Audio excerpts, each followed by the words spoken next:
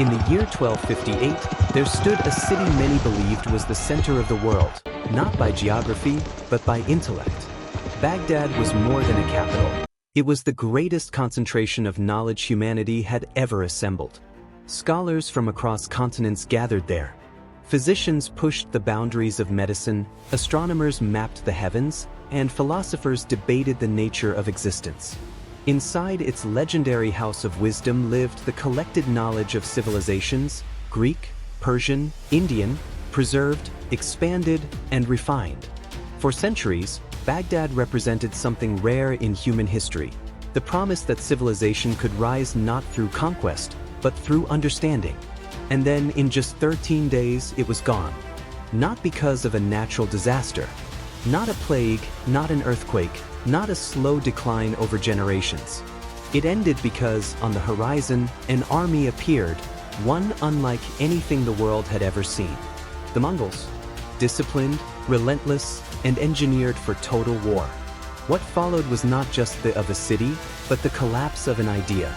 The belief that knowledge alone could protect a civilization. Imagine everything we know today, our science, our culture, our accumulated progress, erased in less than 2 weeks. That's not just history. That's a warning. Because Baghdad in 1258 wasn't just a place. It was proof of what humanity could become, and how quickly it can all disappear. To understand what was lost in 1258, you have to see Baghdad not as a distant, ancient city, but as the closest thing the medieval world had to a modern center of innovation. Founded in 762 by the Abbasid Caliph al-Mansur, Baghdad was designed with an almost audacious level of intention. It wasn't built randomly over time like most cities.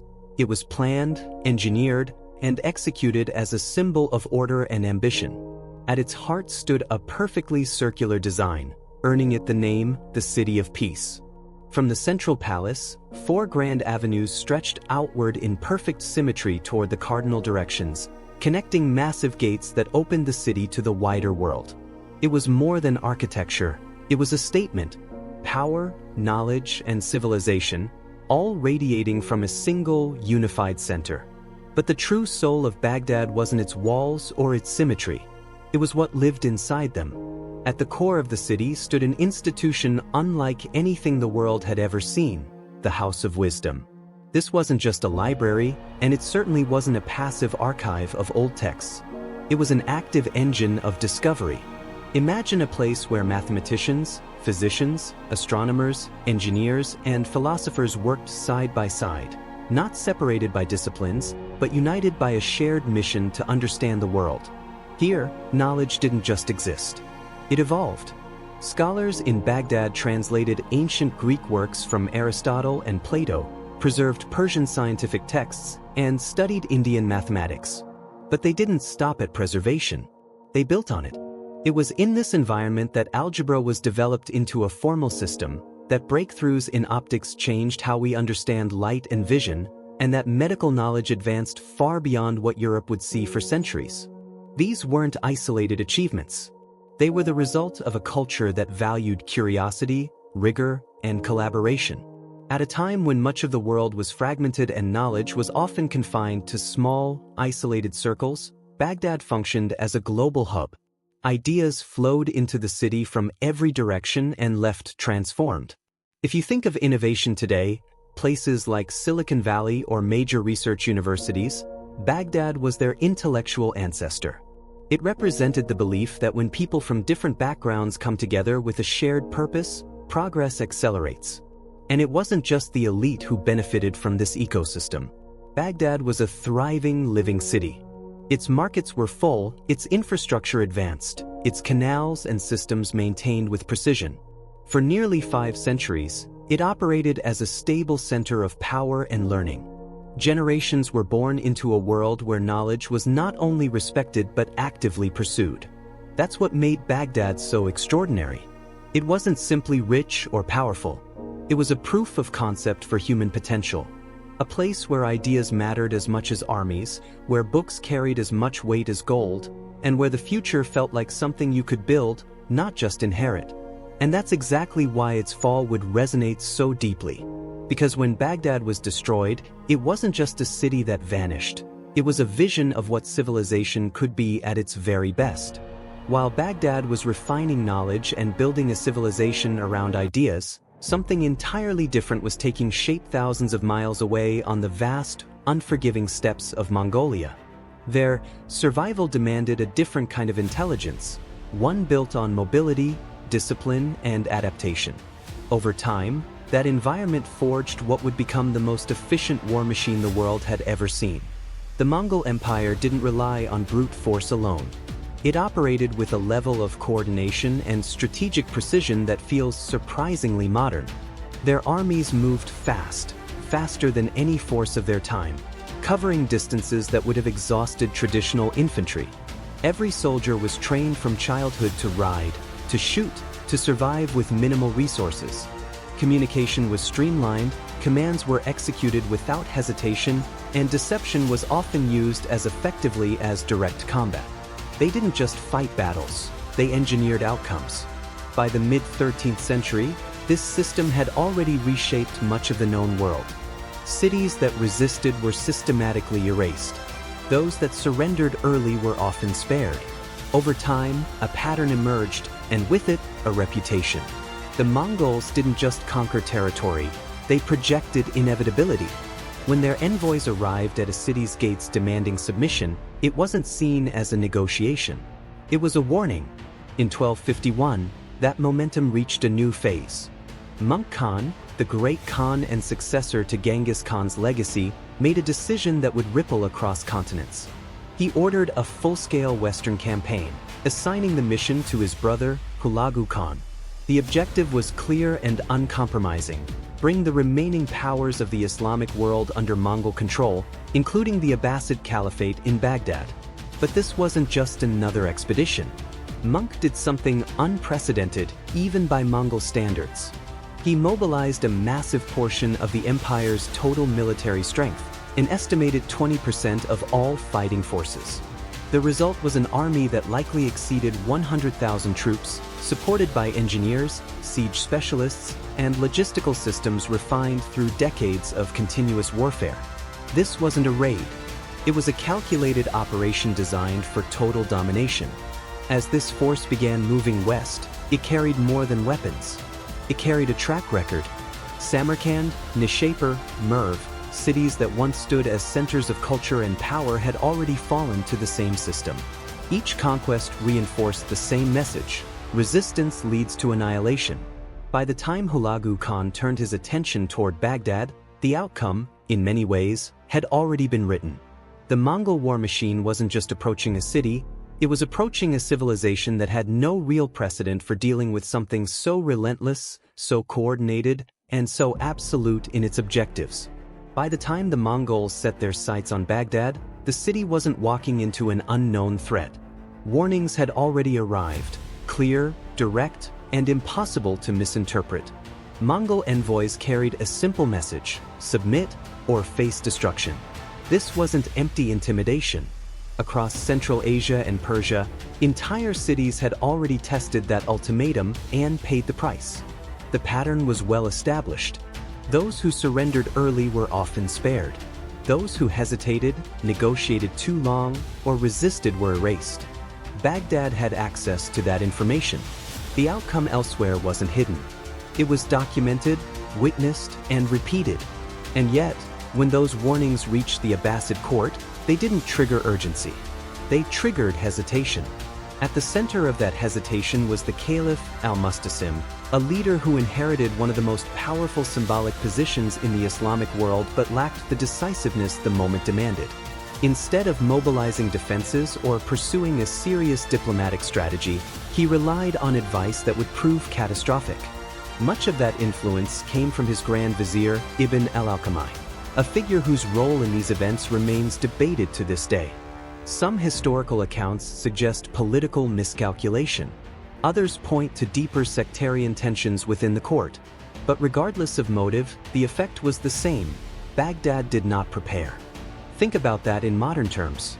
Imagine receiving credible intelligence that a massively superior force is advancing toward your city, one with a proven record of total destruction, and choosing not to act with urgency.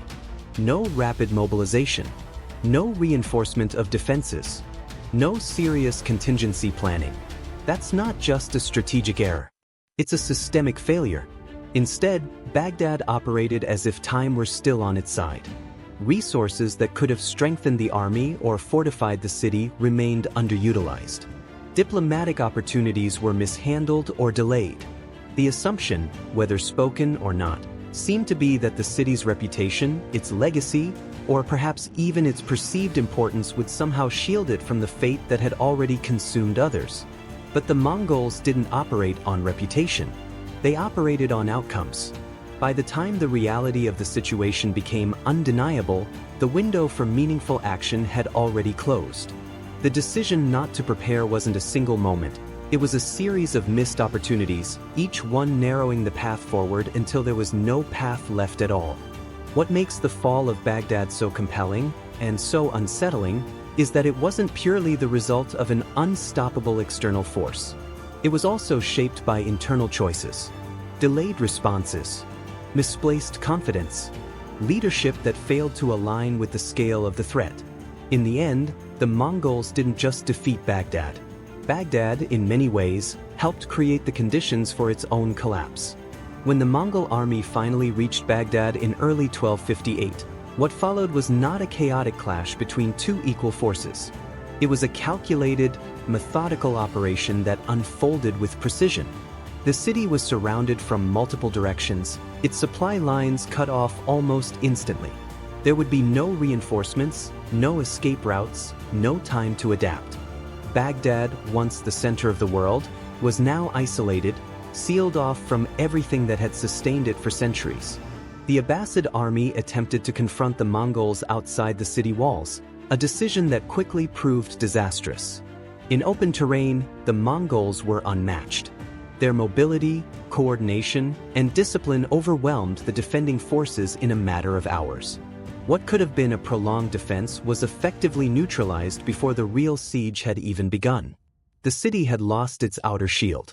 But the Mongols didn't rely on battlefield victories alone.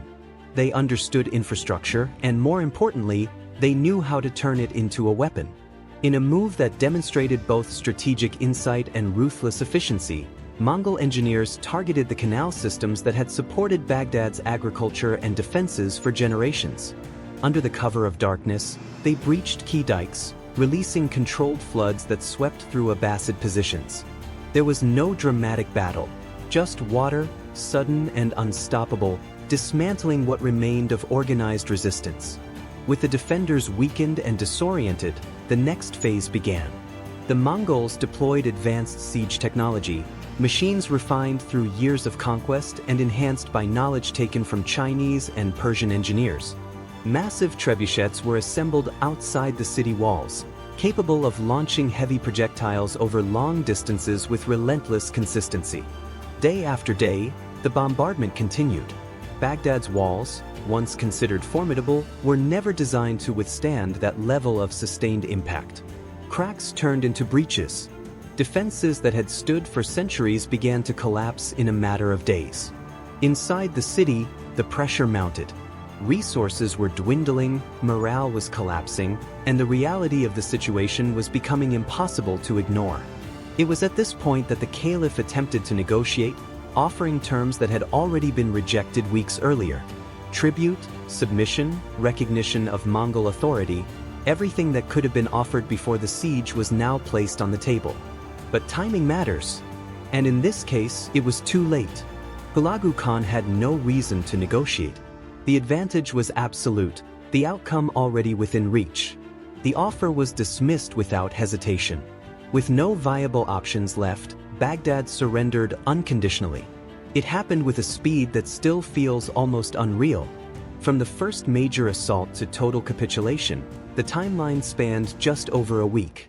A city that had stood as a symbol of continuity for nearly 5 centuries was brought to its knees in less time than it takes for most modern crises to fully unfold. This was the climax, not just of a military campaign, but of a larger narrative.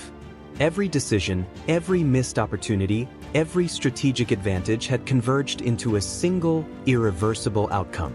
The walls had fallen, the army was gone, and the leadership had run out of time.